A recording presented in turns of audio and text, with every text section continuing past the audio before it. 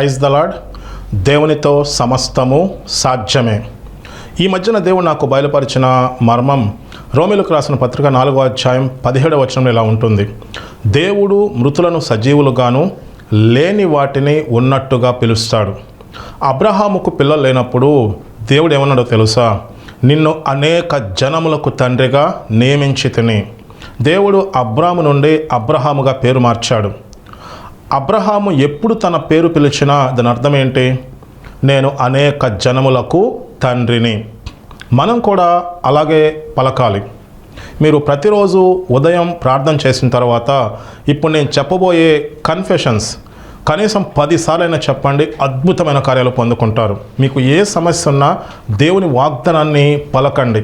Suppose మీరు బలహీనతల్లో ఉన్నారు, యేసు ప్రభు పొందిన గాయముల చేత మేము స్వస్థత పొంది ఉన్నాము అని చెప్పండి.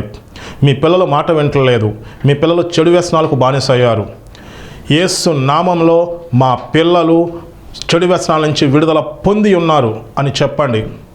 అలాగే మీరు ఆర్థిక ఇబ్బందుల్లో అప్పుల్లో ఉన్నారు, యేసు నామంలో ఈ అప్పులన్నీ తీరిపోవునుగాక అని చెప్పండి. యేసు నామంలో మేము సమృద్ధిని పొందుకున్నాం అని పలకండి. విశ్వాసంతో పలకండి. అద్భుతమైన కార్యాలు పొందుకుంటారు. దేవుడు ఈ పరిచర్యకి ఇచ్చిన కన్ఫెషన్స్ యేసు నామంలో లక్షల మందికి ఆశీర్వాదకరంగా శక్తివంతమైన టీవీ పరిచర్య చేస్తున్నాము. యేసు నామంలో పరిచర్య ద్వారా అద్భుత కార్యములు, స్వస్థత కార్యములు జరుగుచున్నవి. యేసు నామంలో ఆంధ్ర, తెలంగాణ మరియు ఇతర దేశాల్లో శక్తివంతమైన పరిచర్య చేస్తున్నాము. ఆమెన్.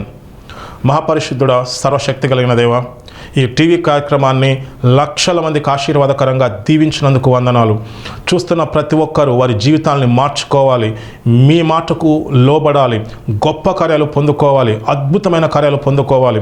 వారు ఆశీర్వదించబడి అనేక మందికి ఆశీర్వాదకరంగా ఉండాలి. అలాగున దీవించమని నజరేయుడైన యేసు నామములో అడిగి వేడుకుంటున్నాం తండ్రి. ఆమెన్. ఈరోజు దైవ సేవకుల కోసం అనే అంశాన్ని ధ్యానించుకుందాం. ఈ వాక్యం చెప్పటంలో ఉద్దేశం, నేను అనేక సార్లు పాస్టర్స్ వాట్సాప్ గ్రూప్లో నేను చూస్తున్నాను. అనేక మంది దైవజనులు తక్కువ వయసులో చనిపోవటం, వర్షిప్ లీడర్స్. ఈ మధ్యన ఒక ఫేమస్ వర్షిప్ లీడర్ హార్ట్ అటాక్తో చనిపోయారు. ఇవన్నీ చూసేసరికి నాకు దాదాపు చాలా బాధ అనిపించింది. ఆ బాధ అనిపించి బైబిల్లో ఉన్న కొన్ని మర్మాలు తెలియచెప్పమని దేవుడు నాకు చెప్పాడు. విశ్వాసంతో వినండి. ఇది దైవ సేవకుల కోసం, విశ్వాసుల కోసం, అందరి కోసం.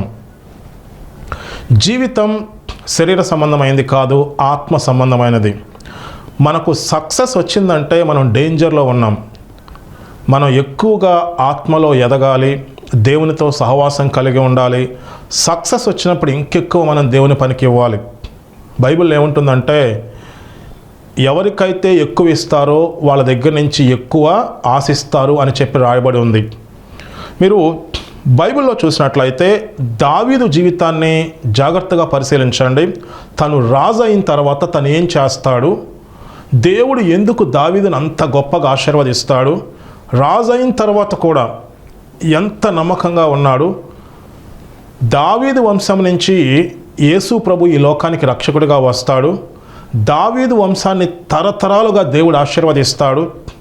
ఎక్కడ చూసినా దేవుడు ఏం చెప్తాడంటే, నా సేవకుడైన దావీదు నిమిత్తము నేను మిమ్మల్ని రక్షిస్తున్నాను అని చెప్పి బైబిల్లో చాలాసార్లు ఉంటుంది. అదేంటో మనం లోతుగా పరిశీలిద్దాం. 1 సమూయేలు 22వ అధ్యాయం 1 నుంచి 2 వచనాలు. దావీదు అక్కడి నుండి బయలుదేరి అదుల్లాము గుహలోకి తప్పించుకుని పోగా అతని సహోదరులు, అతని తండ్రి ఇంటి వారందరూ ఆ సంగతి విని అతని వద్దకు వచ్చిరి. మరియు ఇబ్బంది గల వారందరూ, అప్పులు చేసుకున్న వారందరూ, అసమాధానముగా ఉండు వారందరూ అతని యొద్ద కూడుకొనగా అతడు వారికి అధిపతి ఆయను. అతని యొద్దకు ఎక్కువ తక్కువ 400 మంది వచ్చి ఉండేరి. మీరు చూడండి దావీదు పరిస్థితి ఎలా ఉంది. సౌలు చంపేస్తానని చెప్పి బెదిరిస్తుంటే దావీదు పారిపోతాడు. పారిపోయి ఆయన గుహలో దాక్కుంటాడు. గుహలో దాక్కున్నప్పుడు తన దగ్గరికి ఇంచుమించు 400 మంది ఎవరు వస్తారంట? ఇబ్బంది గలవారు, అప్పులు చేసుకున్నవారు, అసమాధానముగా ఉండువారు. వాళ్ళంతా ఆయన దగ్గర కూడుకుంటారు. వాళ్ళందరికీ దావీదు అధిపతి అవుతాడు. ఇలా ఉన్న దావీదు పరిస్థితి, తన వెనకాల ఉన్న వాళ్ళ పరిస్థితి ఎలా మారిందో తెలుసా? 1 దినవృత్తాంతములు 29వ అధ్యాయం 5 నుంచి 7 వరకు, 12 నుంచి 14 వరకు నేను చదువుతాను. ఈ దినమున యెహోవాకు ప్రతిష్ఠితముగా మనఃపూర్వకముగా ఇచ్చువారు ఎవరైనా మీలో ఉన్నారా? అప్పుడు పితరుల ఇండ్లకు అధిపతులను, ఇజ్రాయేలీల గోత్రపు అధిపతులను, సహస్రాధిపతులను, శతాధిపతులను, రాజు పని మీద నియమింపబడిన అధిపతులను కలిసి మనఃపూర్వకముగా దేవుని మందిరపు పనికి 10,000 మణుగుల బంగారమును, 20,000 మణుగుల బంగారపు ద్రాములను, 20,000 మణుగుల వెండిని, 30,000 మణుగుల ఇత్తడిని, 2,00,000 మణుగుల ఇనుమును ఇచ్చిరి. మీరు చూడండి ఒకసారి, అంతకుముందు వాళ్ళ పరిస్థితి ఎలా ఉంది? అప్పులు చేసుకున్నవారు, అసమాధానంగా ఉన్నవారు, ఇబ్బంది గలవారంతా దావీదు దగ్గరికి వచ్చారు. కొంతకాలం అయిన తర్వాత వీళ్ళు దేవుని పని కోసం, ఈ ఒక్క మాట వినండి, ఇది దావీదు ఇచ్చింది కాదు, దావీదు దగ్గర ఉన్న వాళ్ళు ఇచ్చింది. 10,000 మణుగుల బంగారము, 10,000 talents ఆఫ్ గోల్డ్. అసలు మనం విలువ కట్టలేం, 100 కోట్లలో ఉంటుంది. అంత మొత్తం వాళ్ళు దేవుని పనికి ఇచ్చేశారు. ఎందుకు వారి జీవితంలో ఇలా జరిగింది? ఎందుకు దావీదు సక్సెస్ అయ్యాడు? ఏంటి ఆ స్టోరీ? దాని నుంచి మనమేం నేర్చుకోవాలి? మనం ఎలా ఉండాలి? దేవుని యొక్క ఉద్దేశం ఏంటంటే మనం గొప్పగా దేవుని కార్యాలు చేయాలి. మన ద్వారా దేవుని చిత్తం భూమి మీద నెరవేర్చబడాలి. అది దేవుని యొక్క ఉద్దేశం.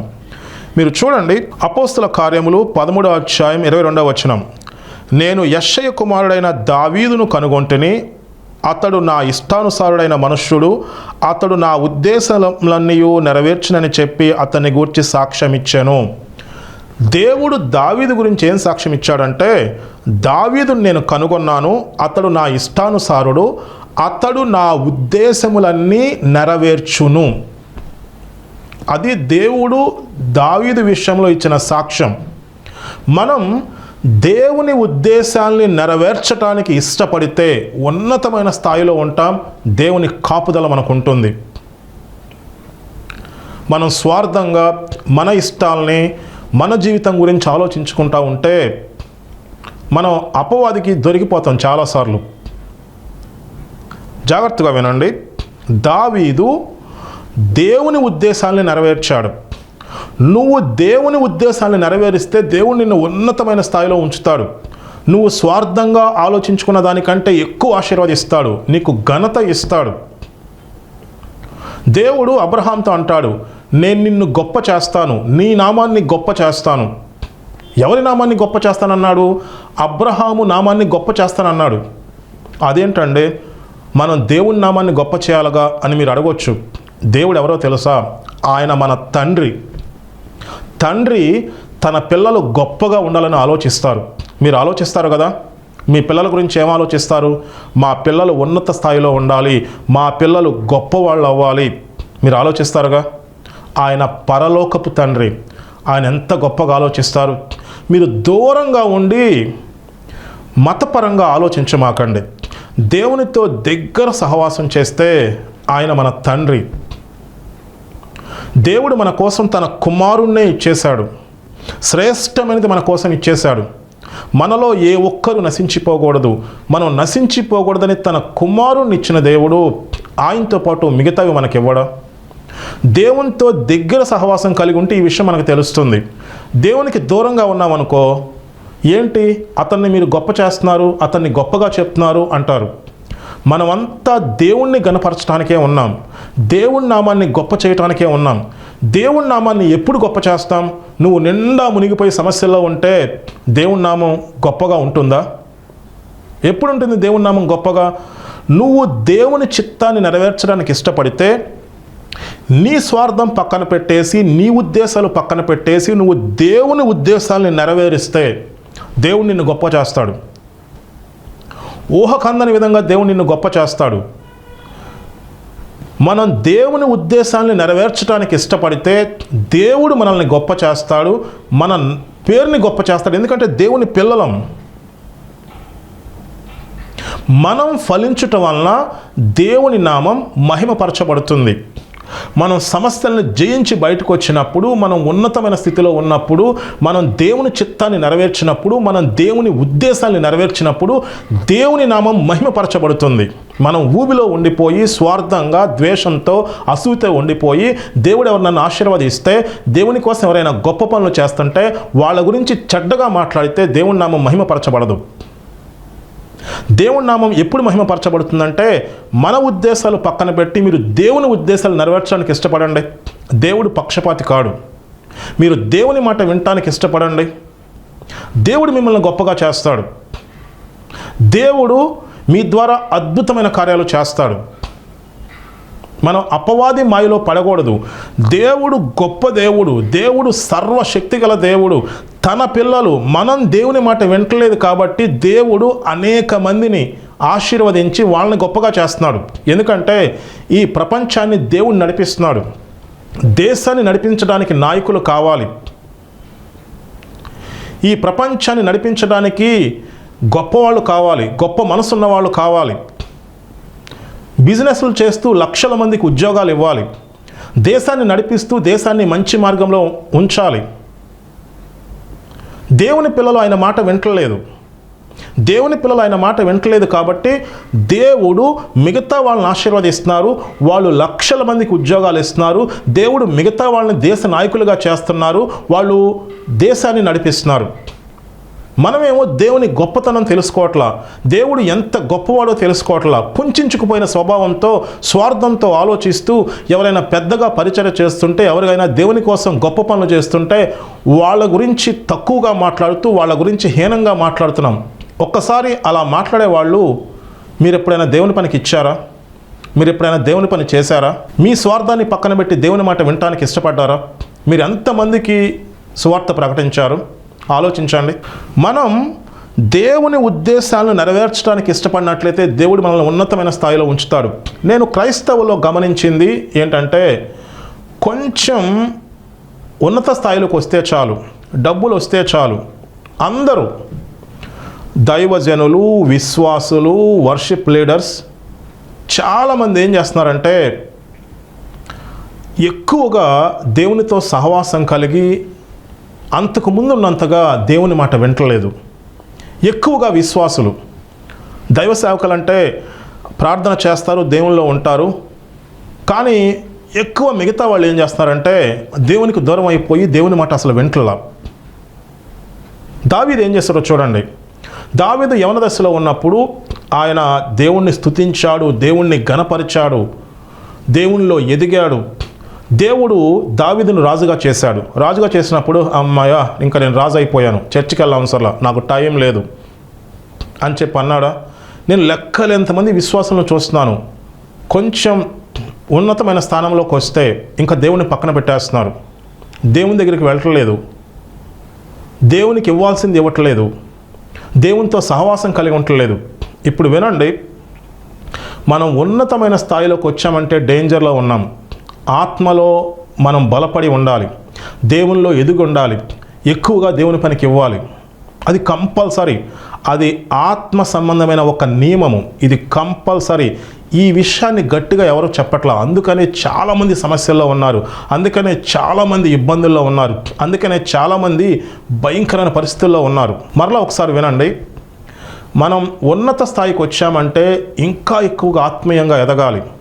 ఉన్నత స్థాయికి వచ్చామంటే ఇంకా ఎక్కువగా ప్రార్థనలో ఎదగాలి, ఎక్కువగా దేవుని పనికి ఇవ్వాలి. అందరూ విశ్వాసులు, వర్షిప్ లీడర్స్, దైవజనులతో సహా ప్రతి ఒక్కరూ దేవుని పనికి ఇవ్వాలి. మనకంటూ ఒక బలిపీఠం ఉండాలి, ప్రార్థనా బలిపీఠం ఉండాలి, ప్రార్థన చేయాలి, మనం యథార్థంగా ఉండాలి, మన జీవితాన్ని సరిచేసుకోవాలి, సాక్రిఫైస్ ఉండాలి. సాక్రిఫైస్ అంటే దేవుని పనికి ఇవ్వాలి. దైవజనుడు కూడా దేవుని పనికి ఇవ్వాలి. దేవుని పనికి ఇవ్వాలి అనే చెప్పే మనం ఎక్కువగా మనం దేవుని పనికి ఇవ్వాలి. ఎగ్జాంపుల్ నేను చెప్తున్నాను, చాలా ధైర్యంగా చెప్తున్నాను. దేవుని పనికి ఇవ్వాలి అని చెప్పే నాకు 2 ఆప్షన్స్ వచ్చినాయి. ఇల్లు కట్టుకోవాలి, దేవుని పని చేయాలి. నేను ఒక్కటే చేయగలను. నేనేం చేశాను తెలుసా? పాత ఇంటికి చిన్నగా మరమ్మతులు చేసి ఎక్కువ మొత్తం ఆ డబ్బులన్నీ ఉపయోగించేసి సువార్త ప్రకటిస్తున్నాను. దేవుని పనికి సంతోషంగా ఇచ్చినప్పుడు దేవుడు గొప్పగా ఆశీర్వదిస్తాడు. దేవుడు అభిషేకిస్తాడు, అద్భుతమైన కార్యాలు చేస్తాడు, పరిచర్యను ఉన్నతమైన స్థానానికి తీసుకెళ్తాడు. పరిచర్య ఉన్నతమైన స్థానానికి వెళ్ళిందంటే ఎంతో సాక్రిఫైస్ చేస్తేనే వెళ్తుంది. జీవితాన్ని సాక్రిఫైస్ చేయాలి, ఉన్న డబ్బుల్ని సాక్రిఫైస్ చేసి ఉంటారు. ఎంతో సాక్రిఫైస్ చేసి ఉన్నతమైన పరిచర్య చాలామంది చేస్తున్నారు. వాళ్ళని మీరు ధిక్కరించమాకండి, ద్వేషించమాకండి. మనం ఎవరమో తెలుసా? దేవుని కుమారులం. ఎందరైతే తను అంగీకరిస్తారో వాళ్ళు దేవుని కుమారులు అవటానికి ఆయన అధికారం ఇచ్చాడు. దేవుడు ఎవరో తెలుసా? ఆయన రాజులకు రాజు. ఒక రాజు కుమారులు ఎలా ఉంటారో తెలుసా? ఉన్నతంగా ఉంటారు, చాలా గొప్పగా ఉంటారు. దేవుడు అబ్రహాంతో అన్నాడు, నేను నిన్ను ఆశీర్వదిస్తాను, నీ నామాన్ని గొప్ప చేస్తాను, నిన్ను ఆశీర్వదించేవారిని ఆశీర్వదిస్తాను, నిన్ను శపించేవారిని శపిస్తాను. దేవుడు అబ్రహాము నామాన్ని గొప్ప చేస్తానని చెప్పాడు, అబ్రహాముకి గొప్ప పేరిస్తానని చెప్పాడు. ఎందుకో తెలుసా? అబ్రహాం దేవుని కుమారుడు, నువ్వు నేను దేవుని కుమారులం. దేవుడు గొప్ప దేవుడు. దేవుడు ఏమనుకుంటాడంటే తన కుమారులు గొప్పగా ఉండాలని చెప్పి అనుకుంటారు. మనం అనుకుంటామా? మన పిల్లలు గొప్పగా ఉండాలి, మన పిల్లలు ఆశీర్వదించబడి ఉండాలనుకుంటాం. దేవుడు అదే అనుకుంటాడు. సరే, దావీదు ఏం చేస్తాడో చూద్దాం. దావీదు రాజు అయిన తర్వాత చేసిన పని ఏంటి? ఒకసారి జాగ్రత్తగా మనం పరిశీలిద్దాం. దేవుని పనికి ఇచ్చిన తర్వాత దావీదు ఎలా ప్రార్థన చేస్తాడో వినండి. 1 దినవృత్తాంతములు 29వ అధ్యాయం 12 నుంచి 14 వచనాలు.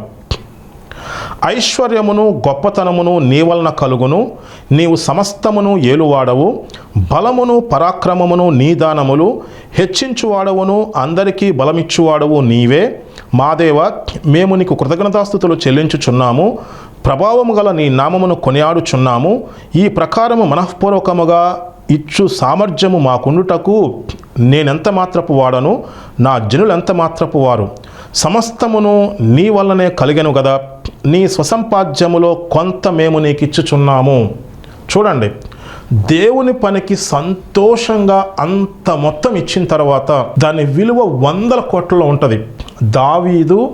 దావీదు దగ్గర ఉన్నవాళ్ళు దేవుని పనికి ఎంత ఇచ్చారో లెక్కేస్తే 100 కోట్లలో ఉంటుంది. అంత ఇచ్చిన తర్వాత దావీదు ఏమంటాడంటే, ఐశ్వర్యము గొప్పతనము నీ వలన కలుగుతుంది అని దేవుణ్ణి ప్రార్థిస్తాడు. బల పరాక్రమములు నీ దానములు. ఇంతగా ఇవ్వటానికి మేము ఎంత మాత్రపు వాళ్ళం. ఒకప్పుడు గుహలో వాళ్ళ పరిస్థితి ఎలా ఉంది? అప్పులు చేసుకున్న వాళ్ళు, అసమాధానముగా ఉన్నవాళ్ళు, జీవితంలో విరక్తి పుట్టిన వాళ్ళంతా దావీదు దగ్గరికి వచ్చారు. దాదాపు 400 మంది. ఆ 400 మందికి దావీదు అధిపతి. దావీదు పరిస్థితి ఏంటి? సౌలు ఎప్పుడు చంపేస్తాడో తెలియదు. అది దావీదు పరిస్థితి. అటువంటి వాళ్ళు దేవుని చిత్తాన్ని నెరవేర్చడానికి ఇష్టపడినప్పుడు దేవుడు ఎంతటి ఉన్నత స్థానానికి తీసుకొచ్చాడంటే వాళ్ళు దేవుని పని కోసం అంత ఇచ్చారు. బైబిల్లో ఉంటుంది, to whom much is given much is required. దేవుడు ఎక్కువ ఎవరికి ఇస్తారో వాళ్ళ దగ్గర నుంచి ఎక్కువ ఆశిస్తూ ఉంటారు. దాంతోపాటు దావీదు చేసిన ఇంకొక పని ఏంటంటే, మీరు చూడండి, కీర్తనలు 132 అధ్యాయం 1 నుంచి 5 వచనాలు. యెహోవా, దావీదునకు కలిగిన బాధలన్నింటినీ అతని పక్షమున జ్ఞాపకము చేసుకొనము. అతడు యెహోవాతో ప్రమాణపూర్వకంగా మాట ఇచ్చి యాకోబు యొక్క బలిష్ఠునికి మొక్కుబడి చేశాను. ఎట్లనగా, యెహోవాకు నేను ఒక స్థలము చూచు వరకు, యాకోబు యొక్క బలిష్ఠునికి ఒక నివాస స్థలము నేను చూచు వరకు, నా వాసస్థానమైన గుడారములో నేను ప్రవేశింపను. నేను పరుండు మంచం మీదకెక్కను, నా కన్నులకు నిద్ర రానియను, నా కనురెప్పలకు కునికిపాటు రానియను. దావీదు ఏమంటాడంటే, దేవుని మందసానికి ఒక నివాస స్థలం ఏర్పాటు చేసే వరకు నేను పడుకోను, నా మంచం మీదకెక్కను, నాకు కునుకుపాటు రానివ్వను. దేవుని సంబంధమైన విషయాల్లో దావీదుకు అంత ఆసక్తి ఉంది. దావీదు ఏం చేశాడో మీకు తెలుసు. ఆయన రాజు అయిన తర్వాత దేవుని మందసాన్ని తీసుకొచ్చి ఏం చేశాడో ఒకసారి మీకు చెప్తాను, వినండి. రోజుకి 24 గంటలు, వారానికి 7 రోజులు దేవుణ్ణి స్తుతించటం కోసం 288 మంది సింగర్స్ని ఏర్పాటు చేస్తారు.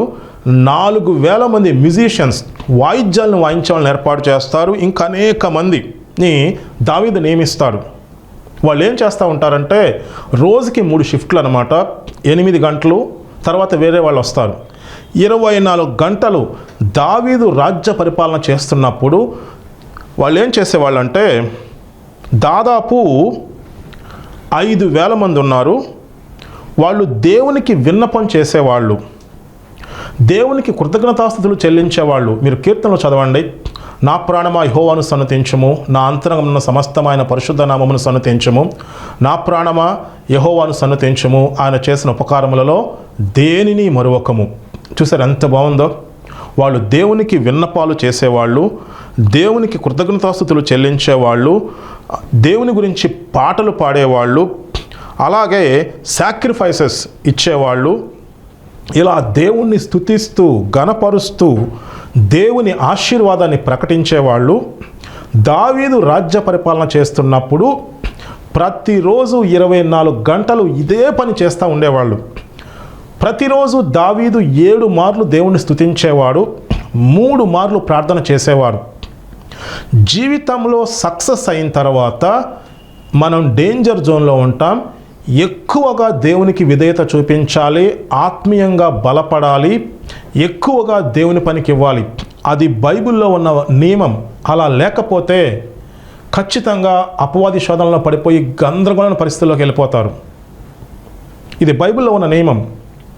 మీరు సౌలుని చూడండి. సౌలు సామాన్యమైన వ్యక్తి నుంచి రాజు అయ్యాడు. ఆయన దేవుని మందసాన్ని పట్టించుకోడు, ఆయన శరీరానుసారంగా ఆలోచిస్తాడు. అసలు సౌలు పరిస్థితి ఎలా ఉండాలి? సౌలు తరతరాలుగా ఇజ్రాయెల్ దేశాన్ని పరిపాలించాలి. అంత గొప్ప అవకాశం ఆయనకు వచ్చింది. ఆయన ఉన్నతమైన స్థితికి వచ్చిన తర్వాత దేవుని విషయాలు పక్కన పెట్టేస్తాడు. దేవుని మందసం గురించి అసలు పట్టించుకోపోయేసరికి ఏమైంది? సౌలు కుటుంబము అక్కడితో అయిపోయింది, ఆ తరంతోనే అయిపోయింది. దావీదు చూడండి. దావీదు మనకు ఒక ఉదాహరణ. దావీదు తక్కువ స్థాయి నుంచి రాజైన తర్వాత దావీదు చేసింది ఏంటంటే 24 గంటలు దేవుని స్తుతించేవారిని ఏర్పాటు చేస్తారు. వాళ్ళు దేవునికి విన్నపాలు చేస్తూ ఉంటారు, దేవునికి కృతజ్ఞతాస్తుతులు చెల్లిస్తూ ఉంటారు, దేవుని నామాన్ని ఘనపరుస్తూ ఉంటారు, సాక్రిఫైసెస్ ఇస్తూ ఉంటారు. అలాగే వాళ్ళు ఆశీర్వాదాన్ని ప్రకటిస్తూ ఉంటారు. వాయిద్యకారులు వాయిస్తూ దేవుణ్ణి మహిమపరుస్తూ 24 గంటలు అదే పని, ప్రతిరోజు అదే పని. దావీదు కూడా దేవుని విలువ దావీదుకు తెలుసు. ఎందుకంటే అంత ఉన్నతమైన స్థానంలో ఉంటే చాలా డేంజర్ జోన్ అనమాట. దేవుని కాపుదల ఉండాలి, దేవుని కాపుదల ఉండాలి, ఆత్మలో ఎదిగి ఉండాలి. దానికోసం దావీదు చేసింది ఏంటంటే రోజుకు 7 మార్లు ఆయన స్తుతించేవారు, రోజుకు 3 మార్లు ప్రార్థన చేసేవాళ్ళు. అలా చేసినప్పుడు దేవుని పనికి ఇచ్చినప్పుడు దావీదు ఏమంటాడు తెలుసా? నా ఇల్లు ఎంత గొప్పగా ఉంది, దేవుని మందసం ఏంటి ఎలా ఉంది, గొప్పగా దేవుని మందిరాన్ని కట్టాలి అని చెప్పి దావీదు అనుకుంటాడు. అలా అనుకున్నందుకు దావీదు వంశాన్ని దేవుడు తరతరాలు దీవించేస్తాడు. ఎంత గొప్పగా అంటే దావీదు వంశంలో నుంచి ఈ లోక రక్షకుడు వస్తాడు. దేవుడు నేను దావీదు కుమారుణ్ణి అని చెప్పుకుంటాడు. దేవుడు మన పట్ల అంత గొప్ప ఉద్దేశాలు కలిగి ఉన్నారు. మీరు ఒక విషయాన్ని జాగ్రత్తగా గమనించాలి. మనం ఉన్నతమైన స్థాయికి వచ్చామంటే ఇంకెక్కువగా ఆత్మలో ఎదగాలి, దేవునికి విధేయత కలిగి ఉండాలి, ఎక్కువగా మనం దేవుని పనికి ఇవ్వాలి. మన వంశాన్ని తరతరాలుగా దేవుడు ఆశీర్వదిస్తాడు. దేవుడు మనకి ఎంత ఉన్నతమైన జీవితం ఇస్తాడో తెలుసా? మన ద్వారా దేవుని నామం మహిమపరచబడుతుంది. దేవుని నామం ఎలా మహిమపరచబడుతుందో చెప్పండి. మనం ఊబిలో ఉండిపోయి, మనం సమస్యల్లో ఉండిపోయి, మన ఇబ్బందుల్లో ఉండిపోయి తద్వారా దేవుని నామం మహిమపరచబడుతుందా? కాదు. నువ్వు ఆ సమస్యలను జయించుకుని బయటకు వస్తే, నువ్వు ఉన్నతమైన స్థానానికి వస్తే, నువ్వు వచ్చి దేవుణ్ణి స్తుతిస్తూ దేవుణ్ణి ఘనపరుస్తూ నువ్వు దేవుని చిత్తాన్ని నెరవేరిస్తే, మనం దేవుని చిత్తాన్ని నెరవేర్చాలి. దావీదు దేవుని ఉద్దేశాన్ని నెరవేర్చాడు. మన ఉద్దేశాలు పక్కన పెట్టేయాలి, మన స్వార్థాన్ని పక్కన పెట్టేయాలి. ఈ జీవితం మనం ఎందుకు జీవించాలంటే దేవుని నామం మహిమపరచబడాలి, దేవుని సువార్త ప్రకటించబడాలి, దేవుని చిత్తం నెరవేర్చబడాలి. అది మనం చేయాల్సింది. దానికోసం మనం చాలా సాక్రిఫైస్ చేయాలి, టైం సాక్రిఫైస్ చేసి ప్రార్థన చేయాలి, మనం యథార్థంగా ఉండాలి, ఆర్థికంగా దేవుని పనికి ఇవ్వాలి. ఎప్పుడైతే మనం దేవుని చిత్తాన్ని నెరవేర్చడానికి ఇష్టపడతామో, దేవుని ఉద్దేశాలు నెరవేర్చడానికి ఇష్టపడతామో, దేవుణ్ణి జీవితంలో జోక్యం చేసుకుంటాడు. దేవుణ్ణి నిన్ను ఉన్నతమైన స్థానానికి తీసుకొస్తాడు. దేవుణ్ణి సంతానాన్ని ఆశీర్వదిస్తాడు. దేవుణ్ణి నామాన్ని గొప్ప చేస్తాడు. దేవుడు నీకు గొప్ప ఆశీర్వాదం వచ్చేలా చేస్తాడు. దేవుడు నీ నామాన్ని గొప్ప చేయటం ఏంటి అని మీరు అనొద్దు. మనం దేవుని పిల్లలం. మన పిల్లలు గొప్పగా ఉండాలని చెప్పి మనం అనుకుంటాం. నాకు 2 పిల్లలు ఉన్నారు, వాళ్ళు ఉన్నతంగా ఉండాలి, గొప్పగా ఉండాలని చెప్పి నేను అనుకుంటాను. ప్రతి ఒక్కరూ అనుకుంటారు. చర్చిలో నుంచుని నాకేం వద్దు, ఆశీర్వాదం వద్దు, డబ్బుల గురించి మాట్లాడకూడదు అని చెప్పేవాళ్ళు కూడా ఇంటికి వెళ్ళిపోయి వాళ్ళ పిల్లలు గొప్పగా ఉండాలని చెప్పి ఆలోచిస్తారు. వాళ్ళ పిల్లల గురించి గొప్పగా ఆలోచిస్తారు. ఎందుకంటే తండ్రి మనస్సు అటువంటిది. మన మనస్సే అలా ఉంటే దేవుని మనస్సు ఎంత గొప్పగా ఉంటుందో తెలుసా? మన ద్వారా దేవుని నామం మహిమపరచబడాలి. మన ద్వారా దేవుని నామం మహిమపరచబడి దేవుని చిత్తం నెరవేర్చబడాలి. ఒక్కసారి మీరు ఆలోచించండి. దావీదు, సౌలు వాళ్ళిద్దరి జీవితాన్ని పరిశీలించండి. ఒక్కసారి మీ జీవితాన్ని పరిశీలించుకోండి. గొప్ప కార్యాలు పొందుకోవాలంటే మనం రిస్క్ చేయాలి. పాలు తేనె ప్రవహించే దేశంలోకి వెళ్ళాలంటే రిస్క్ చేయాలి. ఇజ్రాయేలీలకి దేవుడు వాగ్దానం చేశాడు, నేను మిమ్మల్ని పాలు తేనె ప్రవహించే దేశంలోకి నడిపిస్తాను. వాళ్ళు ఎందుకు వెళ్ళలేదు? పాలు తేనె ప్రవహించే దేశంలో రాక్షసులు ఉన్నారు. అమ్మో, మేము యుద్ధంలో గెలవలేం. వాళ్ళు నమ్మరు దేవుణ్ణి. యెహోషువ, కాలేబు నమ్ముతారు. దేవుడు మనల్ని తీసుకువెళ్తాడు, మనం వెళ్ళి స్వాధీనం చేసుకుంటాం అంటారు. ఏంటి ప్రాబ్లం చెప్పనా? నువ్వు దేవునితో దగ్గర సహవాసం కలిగి ఉన్నప్పుడు, నువ్వు ఆత్మీయంగా ఎదిగినప్పుడు దేవుడు ఎంత గొప్పవాడో తెలుస్తుంది. దేవుడు ఎంత శక్తిమంతుడో తెలుస్తుంది. దేవుడు మాత్రమే నమ్మదగినవాడని నీకు తెలుస్తుంది. నువ్వు దేవుని కోసం రిస్క్ చేస్తావు. దేవుని కోసం రిస్క్ చేస్తేనే పాలు తేనె ప్రవహించే దేశంలోకి నువ్వు వెళ్ళగలవు. దేవుని కోసం రిస్క్ చేసి డబ్బులు ఇస్తేనే పాలు తేనె ప్రవహించే దేశంలోకి నువ్వు వెళ్ళగలవు. అదేంటి పాస్టర్ గారు అంత మాట అన్నారు? మీరు చూడండి, చాలామంది దైవజనులు ఏమీ లేకుండా రిస్క్ చేసి దేవుడు చెప్పాడని చెప్పి కట్టుబట్టలతో వచ్చేసి మిగతా జీవితాన్ని పక్కన పెట్టేసి ప్రార్థన చేసి సాక్రిఫైస్ చేసి తమ జీవితాన్ని, తమ కుటుంబాన్ని దేవునికి అర్పించేసి ఎంత గొప్ప పరిచర్యలు చేస్తున్నారో తెలుసా? సాక్రిఫైస్ లేకుండా పరిచర్య రాదు. నువ్వు రిస్క్ చేయకుండా అద్భుతమైన కార్యాలు పొందుకోలేవు. మన జీవితాన్ని సజీవ యాగముగా దేవుని చేతిలో పెట్టేయాలి. రిస్క్ చేస్తేనే పాలు తేనె ప్రవహించే దేశంలోకి వెళ్తారు. నువ్వు దేవుణ్ణి నమ్మాలి. దావీదు గొల్యాతు మీదకి వెళ్తున్నాడు. మిగతా వాళ్ళంతా ఎందుకు వెళ్ళలేదు? మిగతా వాళ్ళంతా పారిపోతారు. దావీదు రిస్క్ చేశాడు. ఎందుకు రిస్క్ చేశాడు తెలుసా? దావీదుకు తెలుసు దేవుడి గొప్పతనం ఏంటో. దావీదుకు తెలుసు దేవుడు ఎంత శక్తిమంతుడో. దావీదుకు తెలుసు దేవుడు నమ్మదగిన వాడు.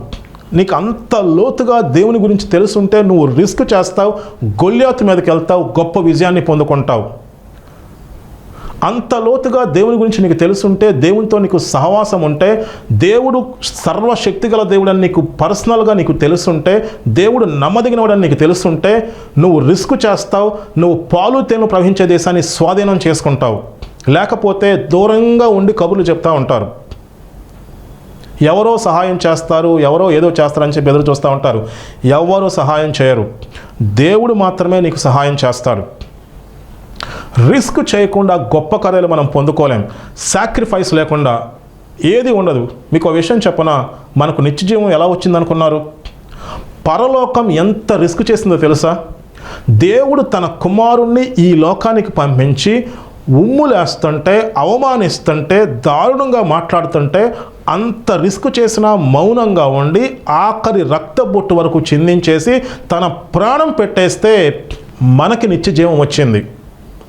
పరలోకం అంత రిస్క్ చేసి దేవుడు తన ప్రాణం పెట్టేస్తే మనకి నిత్యజీవం వచ్చింది. మనం రిస్క్ చేసి దేవుణ్ణి నమ్మితే గొప్ప కార్యాలు పొందుకుంటాం. దేవుడు మిమ్మల్ని ప్రేరేపించినట్లయితే ఈ పరిచర్యకు ఆర్థికంగా సహకరించండి. నేను మీ గురించి ప్రార్థన చేస్తాను. విశ్వాసంతో ఏకీభవించండి. మహాపరిశుద్ధుడా, సర్వశక్తి కలిగిన దేవా, వాక్యం విన్న ప్రతి ఒక్కరూ దేవా మీ మాట విని మేము మీ ఉద్దేశాన్ని నెరవేర్చాలి. మీ ఉద్దేశాలను నెరవేర్చడానికి ఇష్టపడినప్పుడు మమ్మల్ని ఉన్నతమైన స్థాయిలో ఉంచుతారు. ఉన్నతమైన స్థాయిలో ఉన్నప్పుడు ఇంకెక్కువగా మేము ఆత్మలో ఎదగాలి. ఎందుకంటే అది డేంజర్ జోన్. మీ మాట వినాలి, ఎక్కువగా మీ పనికి ఇవ్వాలి, మేము మీ చిత్తాన్ని నెరవేర్చాలి. అలా దావీదు ఉన్నాడు. దావీదును మాదిరిగా తీసుకోవాలి. కానీ చాలామంది సౌలును మాదిరిగా తీసుకుని జీవితాల్లో భయంకరమైన సమస్యలు తెచ్చుకుంటున్నారు. ఈ వాక్యం ద్వారా వాళ్ళు నేర్చుకోవాలి. ప్రతి ఒక్కరూ నాయన ఉన్నత స్థానంలో ఉండి మీ చిత్తాన్ని నెరవేర్చాలి. దేవా, ప్రతి ఒక్కరి ఆత్మీయ నేత్రాలు తెరవ చేయండి. దేవా, నేనేదో తప్పుగా మాట్లాడితే నన్ను క్షమించండి. నాయన, మీరు చెప్పిన మాటలు నేను చెప్తున్నాను. మీరు చెప్పిన మాటలు విశ్వాసంతో ధైర్యంగా చెప్పాలి. తద్వారా అనేక మంది జీవితాలు మారాలి, అనేక మంది ఆశీర్వదించబడాలి, మీకోసం గొప్ప పనులు చేయాలి, మీ చిత్తం నెరవేర్చబడాలి. అలాగున ఈ కార్యక్రమాన్ని దీవించమని నజరేయుడైన యేసు నామమున అడిగి వేడుకుంటున్నాం తండ్రి. ఆమెన్.